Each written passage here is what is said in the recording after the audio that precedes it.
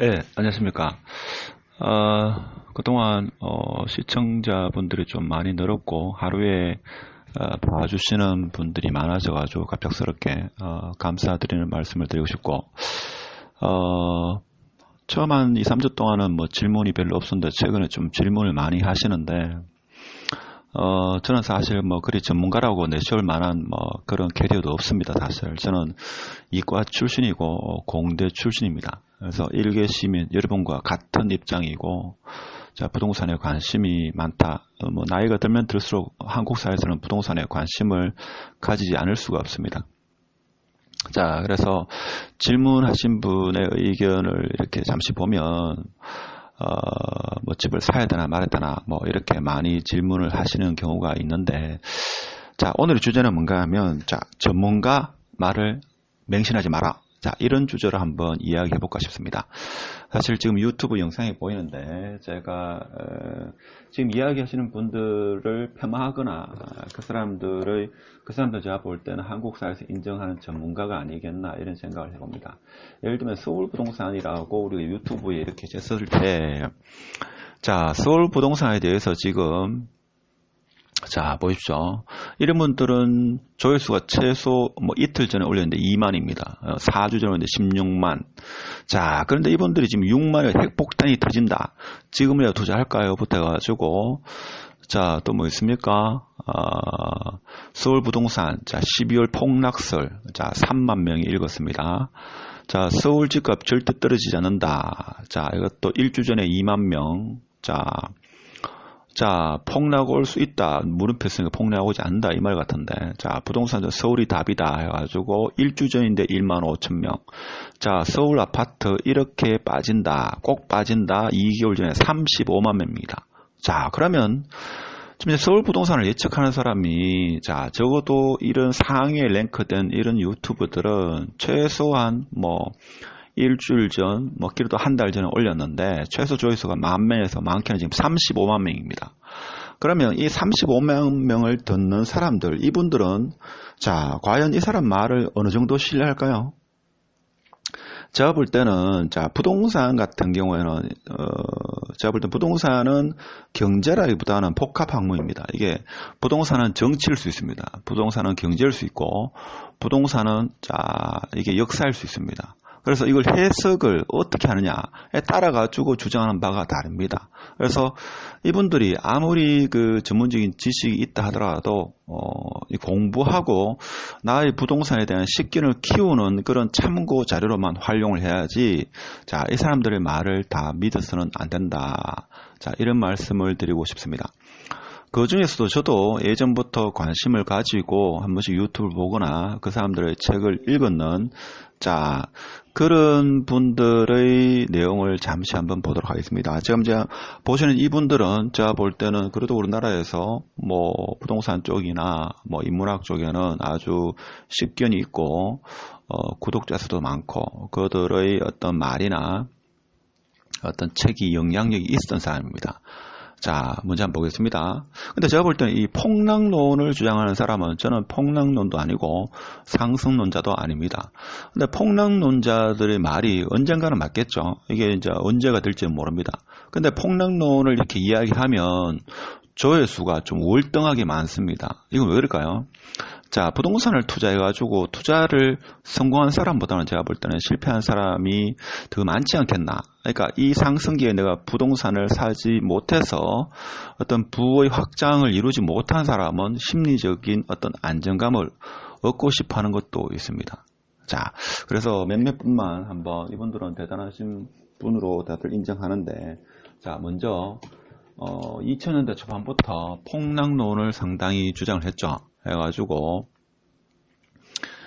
많은 사람들한테 읽혀졌는 건데, 예를 들면, 자, 선대인이라고 이 사람은 경제학을 전공하신 분 같은데, 선대인 TV가 지금 구독자가 8만 명입니다. 자, 이분은 초창기에 2000년도 초반부터 해가지고 제가 정확하게 기억은 나지 않는데 TV에 나와가지고 일본의 그 잃어버린 20년을 간다 해가지고 제 지인들도 상당히 서울에 있는 지인들이 이분의 책도 많이 읽고 해가지고 아파트를 팔았던 기억이 많습니다.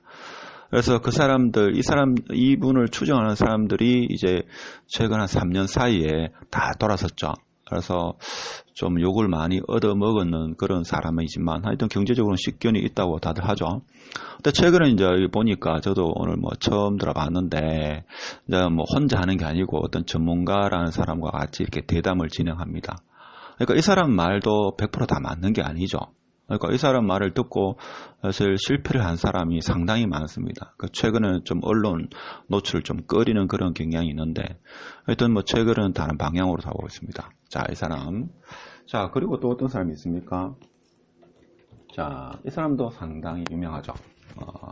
이 사람도 유명한 사람으로 알고 있는데 뭐 책을 써가지고 하는데 자, 이 사람 같은 경우는 지금 이 사람 말이 다 맞다고 하면 지금 좀 이 썸네일이 색깔이 좀 이렇게 붉은색. 자, 앞으로 이거 갖추지 못하면 바로 해거든다. 자, 대한민국 사실상 제2의 IMF다. 무조건 살아남아라. 고수들은 이미 집을 다 팔았다. 절대로 안심하지 마라. 못해가지고 당신도 모르는 강남 아파트가 0이 되는 날. 해서 자, 이 사람 말이 다 맞다면 우리나라는 지금 망한 국가죠. 여기 보면 자, 그리고 그렇지 않은 인문학적인 이런 것도 많습니다. 자, 올해 말 또는 내년에 97년 IMF 경제 재앙 터진다. 자, 다 거짓말입니다. 국가 부도 75%. 자, 이분도 전문가죠. 누구나 다 인정하는 전문가, 뭐 인문학적인지 몰라도 이렇게 이야기를 합니다. 그러면 이분의 말을 다 믿어야 될까요? 그러니까 제가 말하고 싶은 거는 자, 이분의 말씀대로 그렇게 흘러갈 수도 있겠죠. 흘러갈 수도 있지만 자, 여러분만의 어떤 그 인사이트, 자, 식견을 얻기 위해서 책을 보더라도 참고 위주로 이렇게 하시는 게 보다 적절하지 않겠나 이런 생각을 해봅니다. 자, 6개월 전에 지금 대한민국은 이렇게 침몰하는가? IMF보다 더 큰 위기 올 수 있다. 물론 제가 지금 시간 관계상 다 볼 수는 없습니다만은 저 영상이 많은데 자, 9개월 전 자, 이렇게 되어 있습니다. 자, 그래서 자, 취사 선택을 하시라 이런 말씀을 드리고 싶습니다. 그 어떤 사람도 제가 볼 때는 부동산을 정확하게 예측한 사람은 없을 겁니다. 자, 이분은 좀 제야에서 자, 언론에는 노출 안 되는데 저도 예전에 한 3년 전인가 4년 전에 조금 특이해서 좀 본 적이 있습니다. 자, 이분 같은 경우에도 보면 2020년 1차 자금 대란 제깍. 자, 이분은 좀 오래전부터 활동한 걸로 알고 있는데 예를 들면 보겠습니다. 자, 이분 같은 경우에 보면 자, 2018년 주택 투기꾼 220만 시대. 자, 또 뭐 있습니까? 자, 2019년 경제 충격 현황, 집값 따위 걱정할 때 아니다. 완전히 망한다. 뭐 이런 이야기를 했습니다. 자, 2018년 서울 경제적으로 공황 상태 지옥으로 가는 이유. 자, 이런 걸 했습니다. 좀 한 번씩 들어보면 좀 충격적인 내용도 많습니다. 자, 근데 이분도 지금 글을 올리면 거의 뭐 3만 명, 10만 명이 읽습니다. 자, 그러면 그 사람들이 이분의 말을 다 맹신을 했다면 그분들은 상당히 힘들었겠죠. 자, 저도 이분의 이야기를 유튜브를 예전에 보긴 봤는데 자, 이분이 뭔가 바젤3라는 것을 그때 좀 생소했는데 금융권에서 금융의 위기가 오고 보험의 위기가 온다 이렇게 책도 낸 적이 있죠. 3년 전입니다. 저도 그래서 책을 좀 보고 했는데 좀 이해 안 되는 부분도 있었고 했는데 그래서 그 당시에 제가 그 아시는 지점장분한테 몇 분한테 물어봤습니다. 이 바젤과 관련돼 가지고 금융권에서 어떻게 준비하고 있나 하니까 뭐 준비를 하고 있다.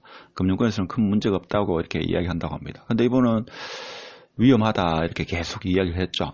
그래서 집을 파신 분도 있다고 뭐 그런 이야기도 있습니다. 자, 그래서 오늘 제가 말씀드리고 싶은 거는 자, 어떤 전문가라는 사람도 그분의 말을 100% 믿어서는 안 된다 이거죠. 예를 들면 서울 부동산 같은 경우에 지금 폭락을 외치는 사람들이 대체적으로 뭔가 하면 자, 인구론을 이야기하는 사람이 많았습니다. 자, 예를 들면 지금 여기 보면 자, 부동산 지인인데 지금 뭡니까? 자, 색깔이 지금 자, 파란색으로 되는 거는, 자, 인구가 줄어드는 추세입니다. 가면, 자, 대구도 인구가 지금 전입 전출해가지고 계속 줄어들었습니다. 부산도 그렇고, 광주도 그렇고, 서울도 지금 줍니다. 자, 전입이, 138만, 전출이 166만, 이렇습니다. 자, 그러면 서울도 인구가 줄어들고, 대구도 줄어들고, 부산도 줄어듭니다. 광주도 줄어들고, 대전도 줄어들었습니다. 근데 지금 5개 광역시 서울특별시보다 여기는 집값이 올랐죠. 근데 경기도는 뭔가 하면 전입이 많습니다. 그런데 또 경기도는 일부 지역만 부동산 가격이 올랐죠. 그러니까 이거 인구론을 그동안 주장해가지고 2018년도 뭐 부동산 폭락이 온다 그런 책도 있었는 걸로 기억이 됩니다. 그럼 그게 맞았느냐? 자, 그러니까 그게 맞다고도 말할 수 없는 거죠. 자, 그래서 제가 아까 말씀드린 것대로 자, 하나 더 보겠습니다. 자, 이것도 부동산 지인인데, 자, 서울특별시 보겠습니다. 서울특별시 보면 지금 인구 추이는 계속 감소하고 있습니다. 2010년도 이후부터 아주 계속 감소합니다. 감소하는데, 자, 13년도, 14년도 이후로 부동산이 지금 폭등을 했죠. 자, 그러니까 인구론만으로는 설명할 수 없다는 겁니다. 그래서, 자, 세대수는 계속 증가하고 있습니다. 자, 이런 추세로 했었고, 그러니까 지금 인구 대비해가지고 부동산이 폭락한다 이렇게 주장하는 사람들, 자, 부산시도 지금 인구가 계속 줄고 있습니다. 자, 세대수는 계속 늘었죠.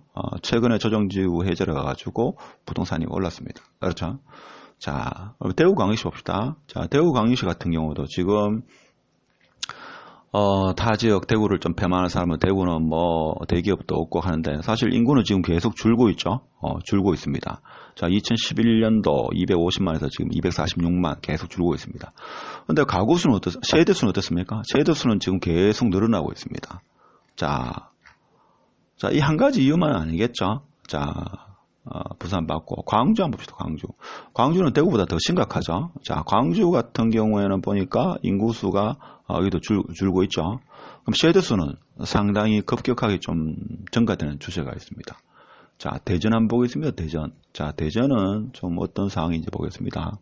자, 대전도 지금 인구가 줄어듭니다. 줄어들고 있고 세대수는 늘고 있고.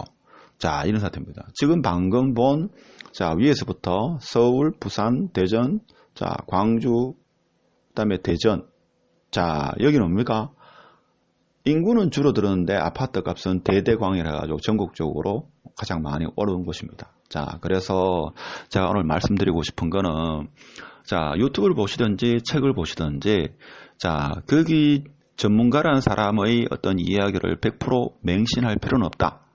그래서 자기의 어떤 부동산에 대한, 재테크에 대한 세상을 보는 그런 세계관, 자, 인사이트를 넓히기 위해서, 자, 지식의 폭을 넓히는 차원에서 보는 것은 좋으나 그 사람 말을 맹신할 필요는 없다. 그렇다고 해가지고 무시할 필요도 없죠. 그래서 제가 오늘 말씀드리고 싶은 것은, 자, 부동산 전문가라는 사람 말 100% 믿지는 말자. 참고해가지고 자기의 부동산 식견을 넓히는 그런 도구로서 활용하는 게 적당하지 않나 이런 생각을 해봅니다. 자, 오늘 주제, 자, 영상이 좋았다면 자, 구독, 공유 부탁드립니다. 네, 감사합니다.